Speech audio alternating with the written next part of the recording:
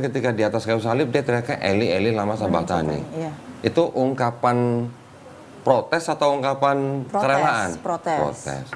Sekarang kalau memang doktrin bahwa Yesus memang datang untuk menebus dosa orang Kristen, kan harusnya dia tinggal ngapain mesti ngumpet di Taman Getsemani, ngapain dia suruh muridnya jual jubah beli pedang. Kan tinggal dia datang aja ke Imam Yahudi kan, aku datang untuk menebus dosa kalian, salib aku. Kan harusnya begitu. Ini kok harus ada drama-dramanya gitu loh maksudnya. Betul nggak? Ya. Kalau dulu aku mikirnya ya mungkin karena ya Yesus itu manusia biasa gitu loh. Makanya masih punya rasa takut gitu loh. Masih sangat ketakutan gitu. Oke, kalau dia takut, tapi dia tahu nggak dia harus mati di atas kayu salib untuk nebus dosa manusia? Tahu. Hah? Tahu dong. Kalau tahu, kan dia sudah menyerahkan kehendak Bapa. Kalau tahu, kenapa dia harus ngumpet? Ya, kenapa harus nego lagi? Kalau bisa cawan ini lalu daripadaku gitu kan? Ya, kenapa harus ngumpet? Gitu. Kalau memang dia tahu dan dia rela, kan dia tinggal datang aja ke Imam Yahudi, salib aku dah gitu. Biar cepat kalian dosanya ditebus gitu kan? Harusnya begitu. Tapi ini kok ada drama-drama yang menggambarkan bahwa Yesus nggak rela gitu. Itu sih hanya analisis ya. Itu mau terserah orang Kristen kan, orang Kristen mau mempercayai bahwa dosanya ditebus ya monggo kan, nggak ada yang melarang gitu. Tapi maksud saya, Yesus oleh orang Kristen kan sebagai Tuhan nih.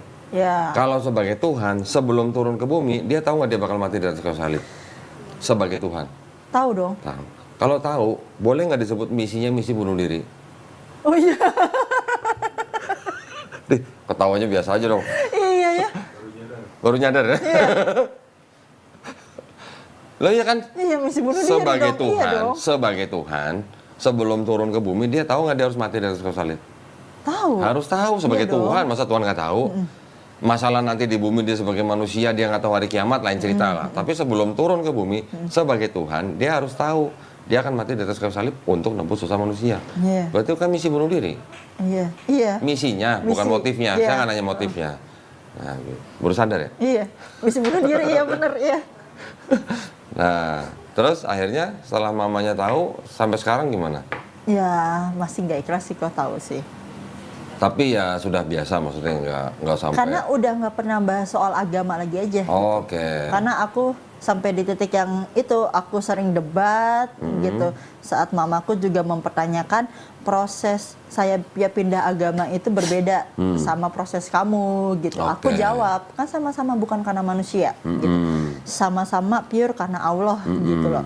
Dan tidak ada paksaan gitu, dan aku dengan sadar gitu memilih Islam sebagai agama yang benar gitu. Karena kayak mamaku pindah ke Kristen itu kan dia punya perjalanan sendiri gitu, dari melalui yang dia lewatin sholat-sholatnya gitu. Nah sampai akhirnya aku bilang ke mamaku bahwa ya aku merasakan the power of zikir gitu loh. Karena momen-momen yang di luar nalar itu aku sempat cerita ke mamaku, tapi memang tidak menceritakan part of zikir malamnya gitu. Nah akhirnya aku mengungkit, inget nggak kejadian ini.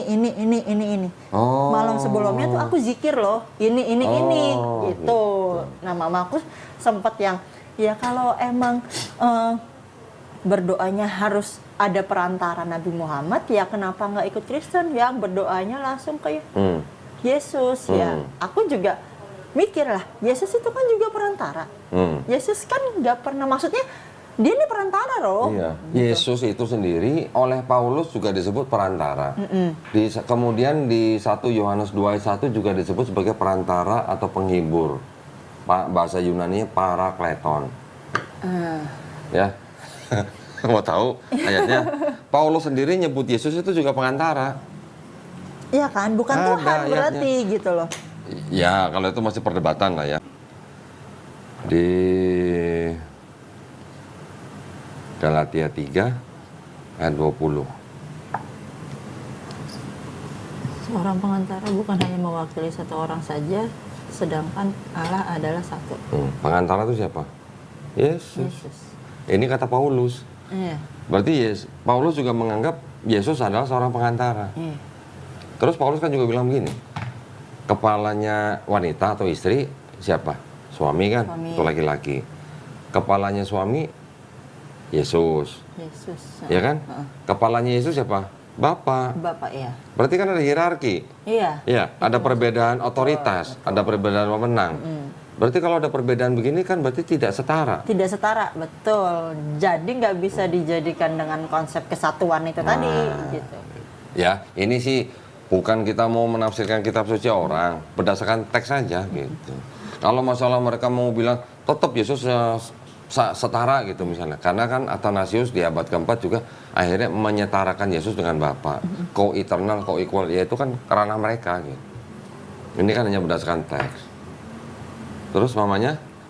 Ya udah masih kekeh. Aku sampai di titik yang aku bilang ini the power of zikir, udah terus aku bilang ya udah nggak usah berdebat lagi daripada juga makin bikin tambah sakit hati.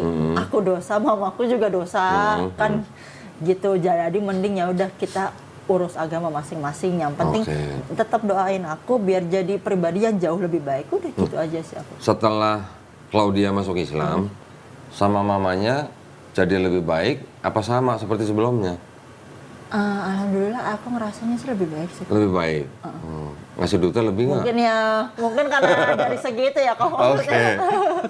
Ya maksudnya lebih perhatian sama mamanya. Betul ya gitu, kayak aku bisa mencukupi hal-hal yang tadinya aku tidak mampu. Gitu ya. Mungkin mamaku sempat ngomong pindah Islam karena harta ya. Aku sempat jawab saat itu gitu. Hartanya tetap sama aja gitu. Tapi ini pure karena Allah gitu.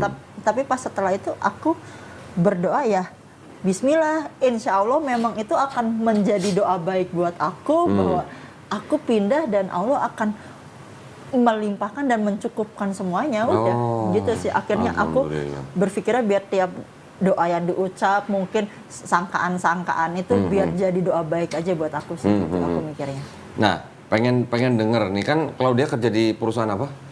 Aku di F&B kok, di bisnis konsultan. Teman-temannya campur, Kristen Islam campur? Ada Kristen Islam, ya. Tapi maksudnya nggak ada perdebatan atau apa, enggak kan? Enggak. Baik-baik saja kan? Baik-baik aja. Gimana waktu sebelum bersyahadat nih, sama teman-teman di kantor tuh gimana? Apakah Claudia pernah mengajak orang Islam untuk masuk Kristen atau enggak? Enggak pernah. Karena aku ngerasa aja, aku aja masih kosong gitu loh. Cuman yang aku bilang kan, the power of zikir itu. Jadi aku tiap ditanya orang, kenapa? Aku merasakan the power of zikir. Dan aku nggak bisa menceritakan itu secara teks. Karena yang bisa ngerasain kan cuman aku gitu. Karena udah ngujiin sampai 4 kali. Gitu. Kurang ajar juga. Udah dikasih 3 kali, masih aja nambah sekali lagi ya. Gitu. Jadi dan aku udah baca juga di Alkitab gitu kan. Aku udah berusaha buat membedah lah gitu maksudnya. Ya bener, aku cuma ngikut Yesus kok. Gitu. Yesus nggak bilang orang yang mau masuk surga yang ikut aku harus Kristen, nggak ada. Bener. Gitu. Jadi ini mohon maaf ya, jadi bukan apa. Yesus sendiri di dalam 4 gospel, Matius, Markus, Lukas, Yohanes, pertama-tama nih nggak pernah nyebut kata Kristen. Ya. Nggak pernah ngajarin konsep Kristen. Nggak pernah ngajarin Trinitas. Bener loh ini. Kalau kita baca semua nih, Matius, Markus, Lukas, Yohanes, nggak ada nih ketiga hal ini. Jadi Kristen memang tidak diciptakan oleh Yesus. Tapi malah yang dilakukan oleh Yesus dan yang diajarkan oleh Yesus dalam 4 gospel ini, kalau kita mau jujur tanpa doktrin ya, ini sebenarnya ajaran Islam. Yesus sujud, kita sujud. Ya. Yesus nggak makan babi, kita nggak makan babi. Yesus puasa, kita puasa. Yesus 40 hari itu sama nggak sih? Sunat. Ya, sunat. Islam sunat. Ya. Yesus istilahnya ibaratnya terlepas dari siapa yang disalib, jenazahnya Yesus dikafani, kita orang Islam mati dikafani. Terus yang 40 hari baru naik itu sama ya? Sama di Islam? 40 hari baru naik maksudnya kalau di Islam itu Nabi Isa AS diangkat sebelum peristiwa penyalipan. Udah diangkat dulu kan? Kayak ditukar gitu kan? Iya, diselamatkan. Nah, terus bedanya apa lagi? Nanti kalau ada orang bilang, loh kalau lo mau bilang ikut Yesus dibaptis. Orang Islam dibaptis nggak? Ayo lo. Enggak kan? Kan gini, kan kita bilang nih, Yesus sujud, Yesus nggak makan babi, Yesus puasa, Yesus sunat, Yesus dikafanin. nanti ada orang Kristen bilang, kalau lu mau bilang Yesus Muslim karena 5 ini, terus orang Islam dibaptis nggak gitu? Jawabnya gimana?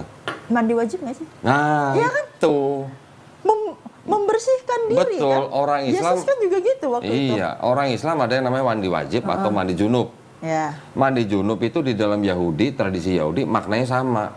Sama dengan dibaptis. Sama kan? maknanya. Selem gitu kan. Betul. Biar semuanya basah. Kan? Menyucikan diri. Tapi baptisnya di dalam Kristen maknanya udah berbeda. Di dalam Kristen, baptisan itu maknanya sudah pernyataan iman. Ya, ya. Betul kan? Oh, iya. Nah, jadi baptisnya Kristen sama baptisnya Yahudi aja beda. Gitu. Nah, kita malah yang mandi wajib itu sama dengan maknanya baptis orang Yahudi. Jadi kita lakinya sunat, sujud, puasa, nggak makan babi, dikafanin, baptis atau mandi junub. Sama dengan Yesus. Iya.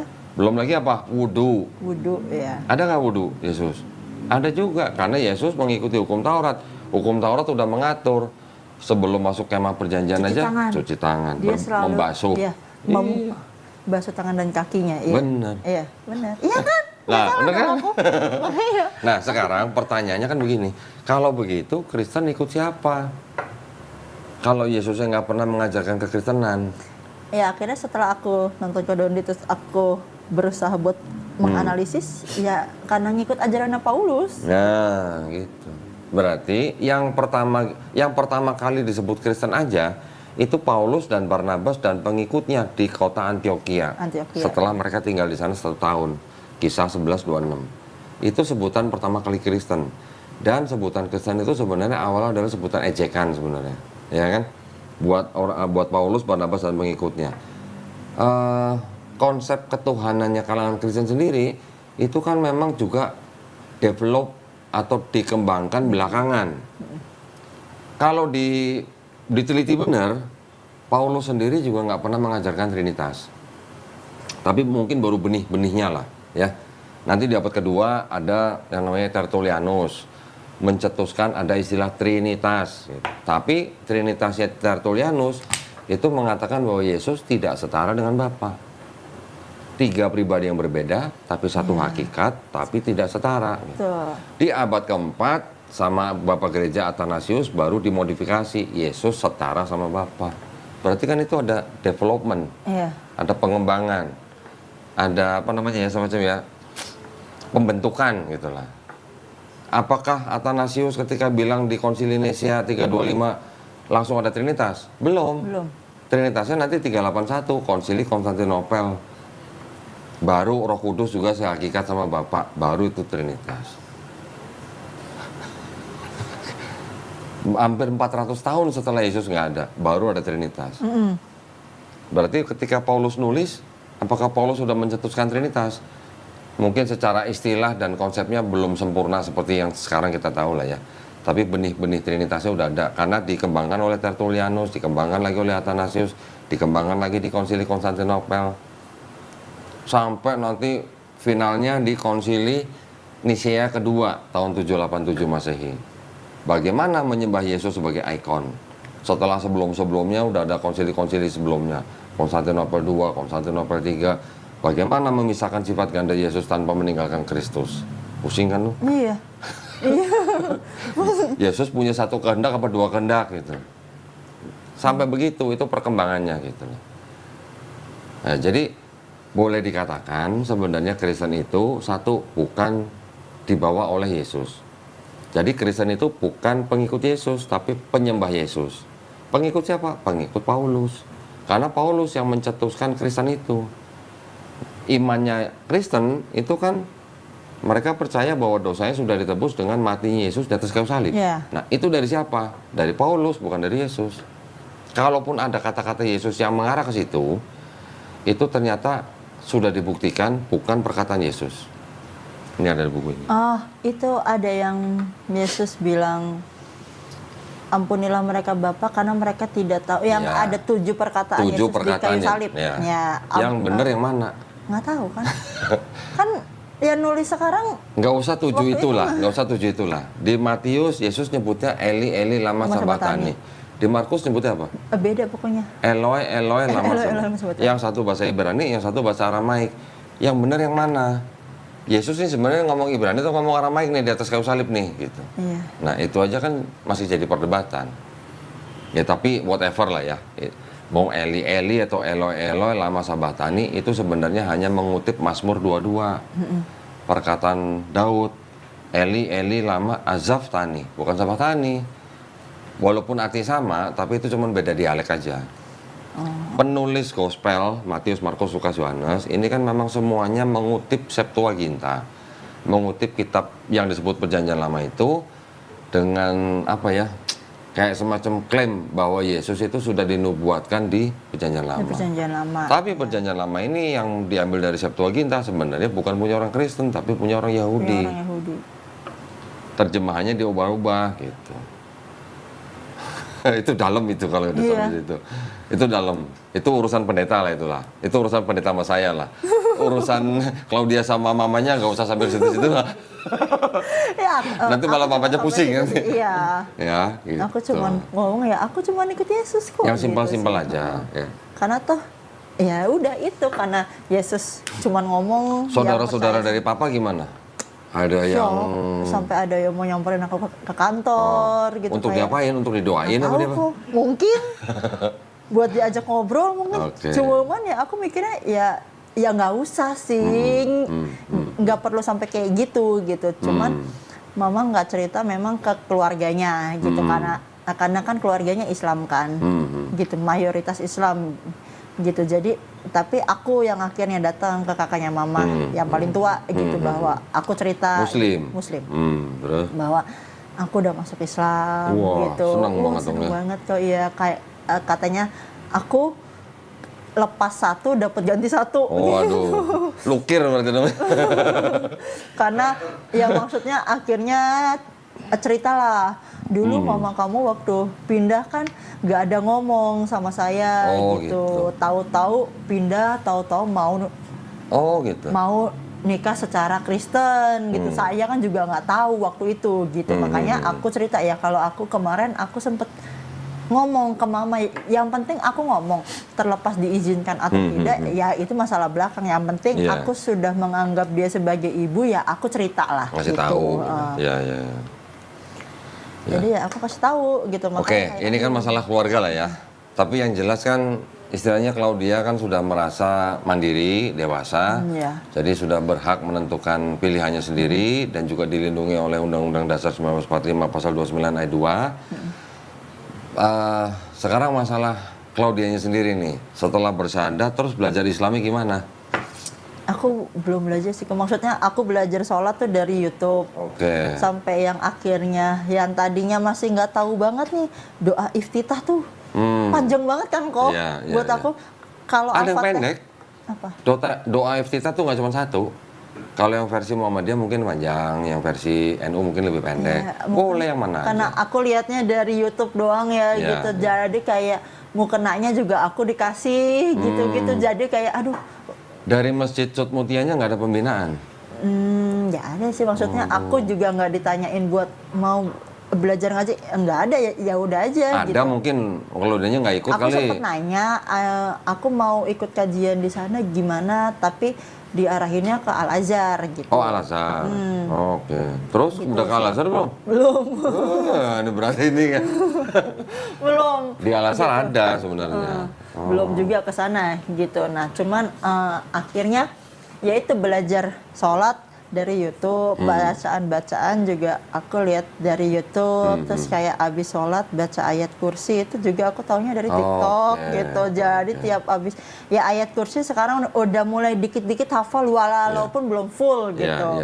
Tapi karena biasa abis sholat baca itu, terus sama Subhanallah 33, Alhamdulillah 33, Allahu Akbar 33 kali, terus baru ayat kursi gitu, terus baru doa, udah gitu sih. Kalau saya dulu waktu baru-baru menghafal ayat-ayat Quran, yang saya kejar duluan udah pasti kan Al-Fatihah. Setelah itu kan Trikul. Trikul ya. Trikulnya. Setelah Trikul, saya kejar hafal ayat kursi. Saya kejar, diutamain. Justru pas aku belum hafal doa iftitah, aku hafalnya Qul huwallahu ahad, Allahu samad, lam yalid walam yulad walam yakul. Nah, setelah aku tahu artinya kan, itu kan aku cuma hafal kok. Iya. Setelah aku tahu artinya, oh ya Allah nih sayang banget loh sama aku. Nah, Allah mau menjelaskan bahwa Tuhan tidak diperanakan kan. Iya. Gitu. Jadi kayak, aduh Allah baik banget sama aku. Iya. Bahkan dari hafalan sholat yang aku hafal selain Al-Fatihah, itu satu-satunya surat pendek yang waktu itu aku hafal adalah surat yang menjelaskan bahwa Tuhan tuh nggak diperanakan. Iya. Jadi kayak aku merasa Allah tuh sayang banget sama aku, sampai di bacaan surat yang aku hafal pertama kali aja, surat yang menjelaskan bahwa ya soal yang aku percaya di sebelumnya gitu loh, kayak aduh, ada relate gitu ya. Iya gitu loh, kok kayak mengoreksi dan menjelaskan. Gitu. Baru abis itu hafal Al-Kautsar. Al-Kautsar. Itu. Al-Kafirun. Belum kok, itu Belum. belum. Aku masih suka baca itu kalau pas doa hajat ya, sholat hajat gitu. Itu tapi masih pakai buku sih bacanya gitu.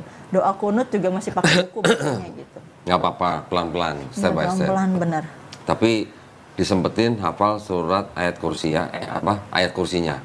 Disempetin. Iya. Itu kan ada di dalam Quran surat Al-Baqarah ayat 255. Itu dihafalin. Itu. Iya. Masya Allah itu mah, ayat kursi itu. Baru 2 hari lalu aku pas abis sholat isya, aku sujud di rakaat yang kedua, kayak di kuping aku ini kenceng banget kok. Ketenangan yang kamu minta selama ini adalah Islam. Gitu kayak terus aku pas habis sholat tuh aku nangis gitu kayak. Bahkan pas aku angkat badan gitu kayak aku tenang banget. Memang akhirnya setelah aku masuk Islam, momen apapun mau seberat apapun tuh kayak aku tuh tenang gitu, kayak aku yakin bahwa Allah aja dulu bisa nolong aku saat aku Kristen gitu. Jadi yang saat aku Kristen terus aku sujud, aku minta mulai hari ini Allah yang akan tuntun aku, ya itu benar Allah lakukan itu sampai hari ini gitu sih. Ya, jadi sebenarnya intinya yang sebutan Muslim itu artinya sudah tahu apa belum sebenarnya? Muslim itu apa? Aku cuma pernah dengar dari Kodondi, berserah. Orang yang berserah diri kepada penciptanya. Ya udah, intinya cuma itu sebenarnya. Lu aja dulu Kristen nggak ada kerjaan baca-baca zikir. Tapi mungkin kalau aku waktu itu nggak baca lain cerita ya. Zikir, aku nggak akan sampai di titik ini sih. Nah, ya memang cerita orang beda-beda lah ya, lain-lain lah. Alhamdulillah semuanya patut disyukurin karena dari semua itu yang membawa kita ke Islam. Iya. Kan itu doang. Intinya kan itu. Bahkan pernah waktu itu ada suami istri, orang Bangka, istrinya udah masuk Islam. Suaminya nggak tahu, sampai ada ketahuan, ada buku apa diumpetin sama suaminya segala macam. Masih ke gereja bahkan. Aku masih gereja kok. Bulan apa? Natalan kemarin masuk gereja kok. Kenapa masih bisa gereja? Mamaku, maksudnya aku merasa aku menenangkan hati mamaku dulu deh. Gitu. Terus? Walaupun aku tahu salah gitu, tapi kayak ya di sisi lain aku berusaha buat menenangkan hati mamaku, buat ya udah aku masuk gereja. Dan anakku juga kan, anakku umur 8 tahun kok, masih di titik yang kena mentalnya itu tadi gitu, karena dia pernah lihat aku sholat, terus aku gak tahu harus jawab apa kok. Kenapa kamu pakai hijab? Aku jawabnya, aku disuruh bosku foto pakai ninja. Sumpah kok, aku nggak tahu aku harus jawab apa soalnya. Ya bilang aja mau seperti Bunda Maria, susah amat. Harusnya ya kok. Iya. Tapi saking aku udah out of, aku harus jawab. Dan dia tuh mempertanyakan itu dengan nangis yang gerung-gerung gitu loh kok, sampai udah yang ya udah aku refleks aja gitu. Makanya kayak kalau di rumah tuh aku nggak bisa sholat dengan tenang gitu. Papanya anak-anak masih sama? Enggak. Oh udah enggak? Udah berapa lama? Dari awal sih kok. Oh dari awal. Oke. Ya udah, kalau ditanya kenapa pakai kerudung seperti Bunda Maria lah. Iya sih, harusnya sih. gitu. Bahkan dia sekolah di sekolah Katolik kan, gitu. Maksudnya kan suster-suster kan juga ada yang pakai. Iya, suster kan juga pakai kerudung, walaupun separuh di sini. Iya gitu. Coba tanya adiknya, coba cari lukisan Bunda Maria kayak apa gitu. Pasti ada kerudungnya. Kerudungnya iya. Mana ada Bunda Maria nggak pakai kerudung? Iya kan? Makanya kayak ya sudah ada pelan-pelan gitu. Aku pikir gitu, karena kalau mau langsung aku nggak ikut gereja. Sekarang Claudia tinggalnya sama anak atau sama siapa? Aku tinggal sendiri. Lah anaknya? Sama mama. Oh, ikut mama. Ikut mama gitu. Berarti mama tinggal sama anaknya Claudia, sama adikku. Adiknya. Papanya? udah pisahkan. Oh, oke. Ya sebenarnya sih nggak terlalu banyak inilah ya. Tantangan Claudia sekarang ini hanya bagaimana menunjukkan kepada mamanya setelah Dan Claudia jadi muslim. Circle. Ya. Circle itu kan sebenarnya kan ya oke hanya menjalin hubungan kekeluargaan, kekerabatan. Tapi yang paling penting kan kepada mamanya dulu. Iya. Bagaimana mamanya akhirnya bisa menerima Claudia dengan ikhlas gitu. Ya walaupun mamanya tidak tergerak, ya itu hak mama. Iya, betul. Tapi yang penting bagaimana Claudia bisa menunjukkan kepada mamanya setelah jadi muslim kok tambah baik ya. Iya. Gitu. Aku berusaha di situ sih kok. Iya. Ya kalau aku udah pindah Islam tapi aku masih kayak yang kemarin sia-sia dong. Iya, nggak ada Gitu sih, bedanya. aku mikirnya. Kok satu lagi aku mau nanya soal Ismail sama Ishak. Kenapa memang? Kalau dulu di Kristen, aku mikirnya tuh dan ajaran dari orang tua juga mungkin kali ya. Kalau Islam itu agama yang lahir dari istri kedua gitu. Karena kan ada Sarah sama ada Hagar ya. Nah, si Hagar punya anak yang kasarnya kalau di Alkitab dibilangnya gundik malah ya. Nah, gitu maksudnya. Makanya dulu tuh Islam buat aku tuh kayak ya lu agama yang lahir dari gundik gitu loh. Kayak parah banget kok gitu. Nah, terus si Sarah inilah yang diakui Tuhan gitu. Karena yang istri sah lah gitu. Sekarang tahu nggak Hagar itu sebenarnya siapa? Enggak. Nggak tahu? Nggak tahu siapa. Lu bacanya di Bible hamba ya? Ya kan? Iya, hamba. Jadi istrinya Abraham nggak? Jadi istrinya kan? Jadi istrinya? Dia kan hamba dari Sarah kan? Iya, hambanya Sarah kan? Dikasih sama siapa? Hah? Dikasih sama siapa itu yang aku lupa. Tapi kan dikasih sama Raja Mesir. Oh ya. Iya kan? Siapa itu sebenarnya Hagar? Ketika Raja Mesir ngasih ke hambanya Sarah. Gitu. Siapa Hagar itu? Nggak tahu. Ini ada kitab nih. Ini kitab orang Yahudi nih. Bukannya dari kiri ke kanan gitu? Dari kanan ke kiri. Kalau ini dari kanan ke kiri itu. Ya, ini ada Khomas. Isinya ini cuma 5 kitab Musa. Kejadian, Koran, Imamat, Bilangan, Ulangan. Ulangan ya. Tapi di sini ada tafsirnya. Nah, ya. Gua kasih tahu lu siapa Hagar. Sebelum kita bicara Ismail ya, sama Ishak ya. Emang kalau di Bible Claudia waktu itu yang disembelih sama Abraham siapa? Yang mau dikorbankan apa yang disembelih? Yang mau dikorbankan gua tadi nanyanya yang disembelih ya? Oh berarti lu udah tahu jawabannya. Yang mau dikorbankan siapa? Ishak, karena tertulis Ishak. Gitu kan? Baca nih. Ini kan ada kejadiannya, Genesis kan kejadian kan? Genesis kejadian. 16 kan? Ada keterangan di sini. The birth of Ismail. Hagar was siapa a Hagar? daughter. Farao itu apa? Firaun. Hagar itu anak Firaun. Lah itu tulisannya. Yang nulis siapa? Yang nulis orang Yahudi yang punya kitab Tanakh. Ini tafsirnya orang Yahudi.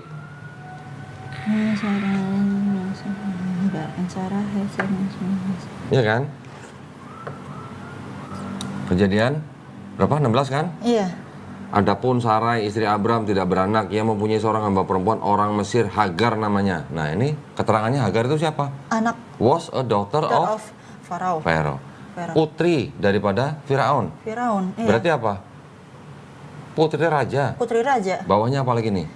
So it was that Hagar an Egyptian princess. Dia princess. Iya, princess Mesir. Kalau Sarah itu putri raja bukan? Bukan. Hagar putri raja. Iya. Secara sosial tinggian mana kedudukannya? Loh, orang dikasih gini kok bingung. Iya. Sarah kan bukan putri raja. Dia kan dari Mesopotamia lah ya, menjadi istrinya Abraham. Padahal Sarah itu adalah saudara satu ayah malah sama Abraham. Oke. Hagar harusnya nggak boleh nikah ya? Harusnya, tapi ya zaman dulu kan mungkin masih murni lah ya. Hagar putrinya Raja Mesir.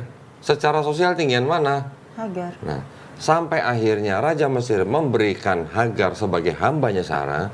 Ini kan sebuah penghormatan yang sangat tinggi gitu. Iya. Mau disebut gundik, mau disebut hamba, lawang tinggian dia posisinya sebenarnya gitu loh. Apapun disebutnya tetap kasta tinggian dia gitu kan. Karena Raja Mesir menghargai Abraham sebagai nabi.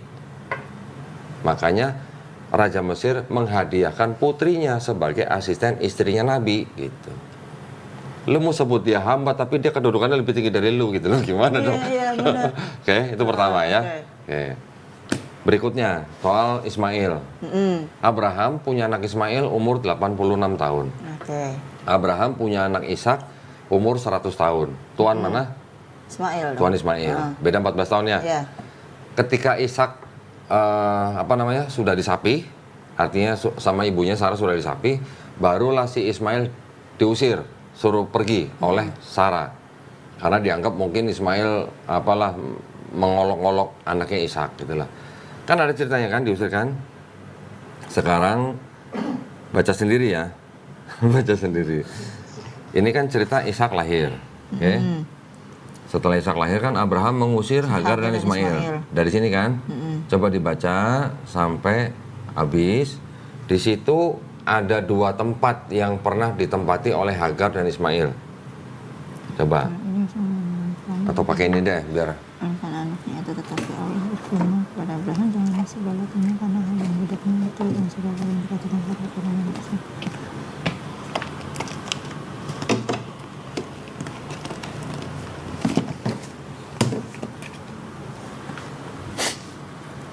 Udah baca? Di mana Hagar pernah tinggal? Pakai ini aja nih. Gurun Beersheba. Beersheba. Ingetin ya. Ini kan Beersheba kan?